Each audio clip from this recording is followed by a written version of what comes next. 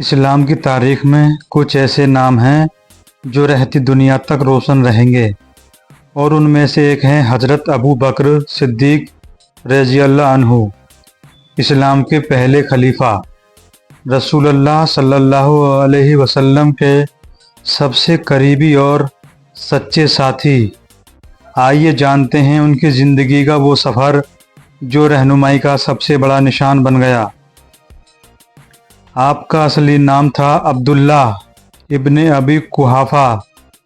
उनके वालिद का नाम था कुहाफ़ा, लेकिन पूरी दुनिया आपको अबू बकर सिद्दीक के नाम से जानती है। आपका ताल्लुक़ कुरैश के बड़े ख़ानदान बनी तैम से था। रसूलुल्लाह सल्लल्लाहु अलैहि वसल्लम से पहले भी आपकी ज़िंदगी सादगी, अमानत और सच्चाई की मिसाल थी। जब हज़रत मोहम्मद सल्लल्लाहु अलैहि वसल्लम ने इस्लाम की दावत दी तो सबसे पहले जिन लोगों ने इसे कबूल किया उसमें अबू बकर सिद्दीक रज़ियल्लाहु अन्हु सबसे आगे थे। बगैर किसी सवाल के, बगैर किसी शक के उन्होंने कहा, मैं गवाही देता हूँ कि आप अल्लाह के रसूल हैं। यही वजह थी कि उन्हें सिद्दीक का लक़ब मिला, यानी हर हाल में सच्चाई को मानने वाला। आपने इस्लाम को फैलाने में बेशुमार कोशिशें की। हज़रत उस्मान, हज़रत अबूर रहमान बिन औफ, हज़रत तलहा और कई और सहाबा आपके ज़रिए इस्लाम में दाखिल हुए।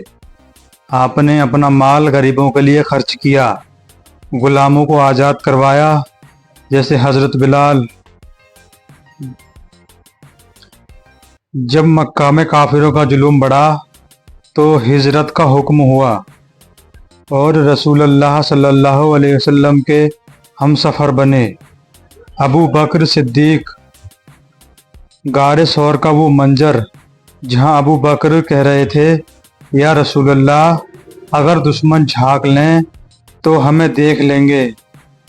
रसूलुल्लाह ने जवाब दिया, घबराओ नहीं, अल्लाह हमारे साथ है। और यही यकीन था जो उन्हें सिद्दीक बना गया। वो लम्हा आया जब रसूलुल्लाह सल्लल्लाहु अलैहि वसल्लम इस दुनिया से पर्दा कर गए।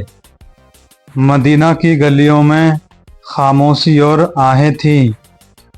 कुछ सहाबा को यकीन ही नहीं हो रहा था। हज़रत उमर रज़ियल्लाहु ताला अन्हा तलवार लेकर कहने लगे, जो कहे मोहम्मद का इंतकाल हुआ है मैं उसे कत्ल कर दूंगा। तब अबू बकर सिद्दीक मस्जिद में आए और कुरान की वो आयत पढ़ी, वामा मुहम्मदिन इल्ला रसूल कद खलत मिन कबलिहिर रसूल, और सबको समझाया कि इस्लाम किसी शख्स का नाम नहीं बल्कि अल्लाह का दीन है। इसके बाद सहाबा जमा हुए सफ़ीका बनी सादा में, जहां फैसला हुआ कि उम्मत को एक रहनुमा की ज़रूरत है, और सबने बैत की। अबू बकर सिद्दीक के हाथ पर इस्लाम के पहले खलीफा मुकर्रर हुए। अबू बकर, जिन्हें रसूलुल्लाह सल्लल्लाहु अलैहि वसल्लम ने खुद नमाज में आगे किया था।